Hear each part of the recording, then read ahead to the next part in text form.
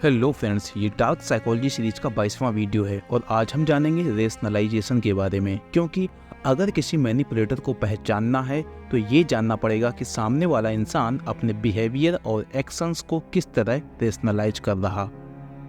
Rationalisation और बहाने बनाना, इन दोनों चीज़ों में बहुत ज़्यादा अंतर नहीं होता और जो मैनिपुलेटिव लोग होते हैं वो जो करते हैं उसको जस्टिफाई करने में बहुत ही स्किल्ड होते हैं। तो मान लो मैनिपुलेटर ने किसी के साथ कुछ बहुत ही गलत किया, फिर बाद में जब उसे विक्टिम ने या फिर किसी और ने कन्फ्रंट किया और पूछा कि तुमने ऐसा क्यों किया, तो वो मैनिपुलेटर ऐसी कन्विंसिंग एक्सप्लेनेशन देगा कि कोई भी उससे कन्विंस हो जाए। इवन जिसके साथ मैनिपुलेटर ने खेल खेला है, यानी कि हो सकता है कि विक्टिम भी मैनिपुलेटर की एक्सप्लेनेशन से कन्विंस हो जाए।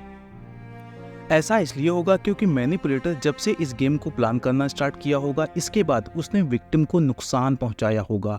तब से लेकर आज तक हमेशा उसके दिमाग में ये चलता रहता होगा कि जब कभी वो पकड़ा जाएगा तो वो खुद को कैसे प्रोटेक्ट करेगा। तो वो क्या करेगा कि बीच बीच में जो घटनाएं हुई होंगी और किसी ने कुछ कहा होगा और किसी ने कुछ, इन सब का अपनी एक्सप्लेनेशन में इस तरह यूज करेगा कि कोई भी मैनिपुलेटर की थ्योरी से कन्विंस हो जाए। तो मैं यहाँ विक्टिम से 3 बातें कहना चाहूँगा। पहली बात, dear victim, trust your gut level feelings. Manipulator की बातों में आकर फिर से उसके ट्रैप में न फंस जाना। और दूसरी बात ये कहना चाहूँगा कि इस बात की बहुत ज़्यादा पॉसिबिलिटी है कि तुम अकेले पड़ जाओ, क्योंकि जो लोग आपके साथ खड़े हो सकते थे उनमें से ज़्यादातर लोग मैनिपुलेटर की एक्सप्लेनेशन से सेटिस्फाइड नजर आएंगे। और कुछ लोग इसलिए चुप हो जाएंगे क्योंकि उनको जब ये पता चलेगा कि इस खेल में वो भी जाने अनजाने में मैनिपुलेटर के द्वारा शामिल कर लिए गए थे और उन्होंने भी जाने अनजाने में विक्टिम को नुकसान पहुंचाया है, तो ऐसे लोग नहीं चाहेंगे कि बात आगे बढ़े और वो खुद ही एक्सपोज हो जाएं। और हो सकता है कि ऐसे लोग आपको ही समझाने लगें कि रहने दो, जो हुआ उसे भूल जाओ और आगे बढ़ो।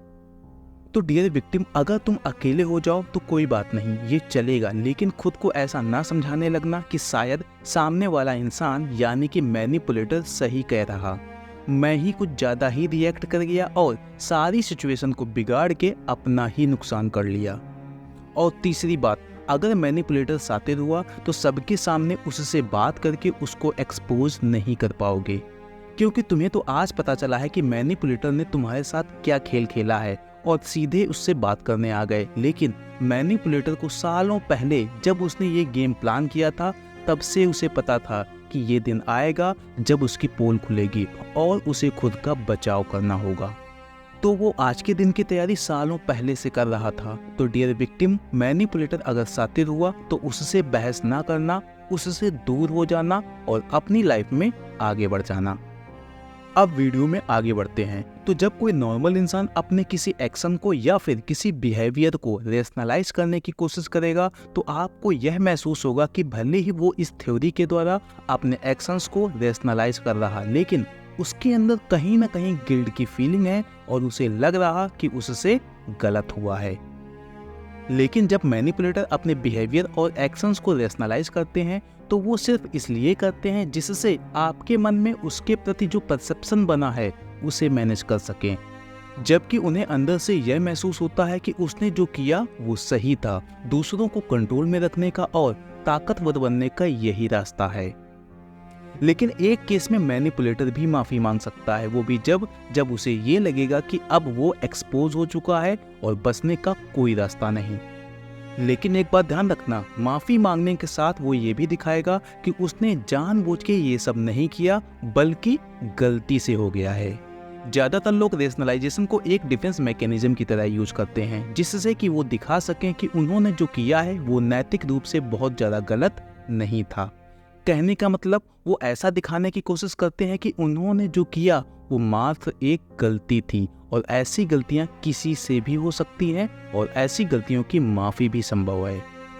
लेकिन एक बात ध्यान रखो, जब भी कोई इंसान रेशनलाइजेशन का यूज करता है तो उसके द्वारा उसने जो किया उसको जस्टिफाई करने के लिए एक मेंटल एंड कॉग्निटिव लीप यानी कि छलांग लगाई जाती है, जिससे कि वो अपनी रीजनिंग के द्वारा अपने एक्शंस को मोरली टॉलरेबल दिखा सके। और ये लीप जितनी बड़ी होगी उतने ही ज्यादा डार्क ट्रेड्स उसके अंदर हावी होंगे, यानी कि वो उतना ही ज्यादा खतरनाक नार्सिसिस्ट, मैकियावेलियन या फिर साइकोपाथ होगा।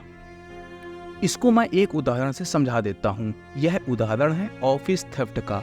मान लो कंपनी ऑफिस की जरूरतों के लिए सप्लाई यानी कि सामान ऑर्डर करती है और XYZ तथा ABC नाम का एम्प्लॉय उस सप्लाई से कुछ सामान अपने घर ले आते हैं। जैसे मान लो ऑफिस के काम के लिए स्टेशनरी आई, तो उन दोनों ने कुछ पेन लिए और अपने पर्सनल यूज के लिए अपने घर ले आए। अब XYZ नाम का एम्प्लॉय अपने एक्शंस को जस्टिफाई करने के लिए कहता है कि यार कंपनी इतना सामान मंगाती है और कुछ पेन अगर मैंने अपने पर्सनल यूज के लिए रख लिए तो मुझे नहीं लगता कि इससे कंपनी को बहुत नुकसान होगा।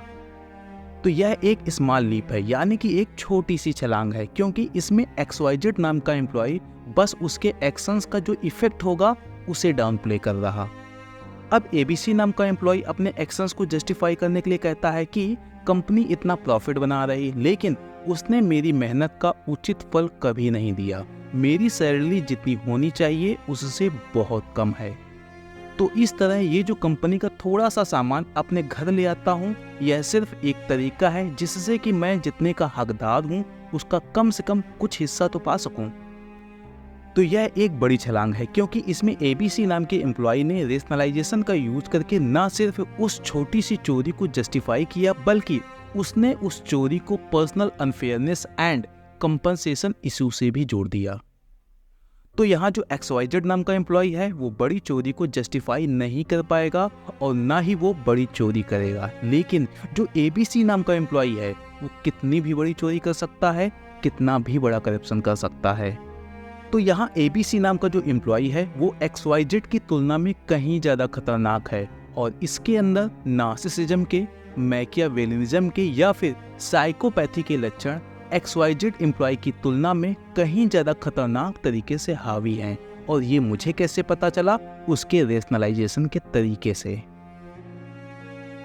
अब मान लो आप किसी अनजान इंसान से मिलते हो और आप उससे ऐसी किसी घटना के बारे में बात करते हो जिसमें साफ साफ दिख रहा कि यहाँ गलत हुआ है, तो बस ये देखो कि सामने वाला इंसान इस घटना को रेशनलाइज कैसे कर रहा, उसी से अंदाजा लग जाएगा कि वो इंसान कितना खतरनाक है। जैसे मान लो एक धर्म के किसी इंसान ने दूसरे धर्म के गॉड के बारे में कुछ अपमानजनक टिप्पणी कर दी, तो दूसरे धर्म के किसी इंसान ने उस व्यक्ति की हत्या कर दी जिसने वो अपमानजनक टिप्पणी की थी। तो अब मान लो आप किसी से इस टॉपिक पर बात कर रहे थे, तो उनमें से एक इंसान इस घटना को जस्टिफाई करने के लिए बोलता है कि दोनों लोगों को संयम बरतना चाहिए था, पहले वाले को ऐसी अपमानजनक भाषा का प्रयोग नहीं करना चाहिए था, और अगर ऐसी भाषा उसने प्रयोग की भी थी तो दूसरे वाले को अपने गुस्से पर कंट्रोल करना चाहिए था। लेकिन अब क्या ही कर सकते हैं, सब लोग तो इतने संयमी और समझदार तो होते नहीं, तो शायद उससे अपना गुस्सा कंट्रोल नहीं हुआ होगा और उसने हत्या कर दी। लेकिन दूसरा इंसान इसी घटना को जस्टिफाई करने के लिए बोला कि हर एक क्रिया की एक प्रतिक्रिया होती है, यानी कि हर एक एक्शन का एक रिएक्शन होता है। तो यही हुआ इस केस में, और ये होना भी चाहिए, नहीं तो लोग हमारे ईश्वर का अपमान ही करते रहेंगे। तो यहाँ पर दूसरा वाला जो इंसान है वो बहुत ही खतरनाक है। यह इंसान अगर इस केस में दंगे भी हो जाते और ना जाने कितने बेगुनाहों का खून बह जाता, जाने कितने छोटे छोटे बच्चों की हत्या कर दी जाती, तो यह उन दंगों को भी जस्टिफाई कर देता। कुल मिलाकर पहले वाला इंसान अनकंट्रोल गुस्से से उस हत्या को जस्टिफाई करने की कोशिश कर रहा, यानी कि वो कह रहा कि यहाँ पर हत्या गलत थी, लेकिन उसका दोष हत्या करने वाले व्यक्ति को ना देकर उस व्यक्ति के गुस्से को दे रहा, जबकि दूसरा वाला इंसान हत्या को ही जस्टिफाई कर रहा। तो आप दूसरे वाले व्यक्ति से ज्यादा संभल कर रहना, क्योंकि पहले वाले से ये वाला कहीं ज्यादा खतरनाक है। तो ये था आज का वीडियो। उम्मीद है कि आपको चीजें समझ में आ गई होंगी। तो फिर मिलते हैं नेक्स्ट वीडियो में, और अगर आपने अभी तक हमें फॉलो ना किया हो तो फिर फॉलो कर लीजिए।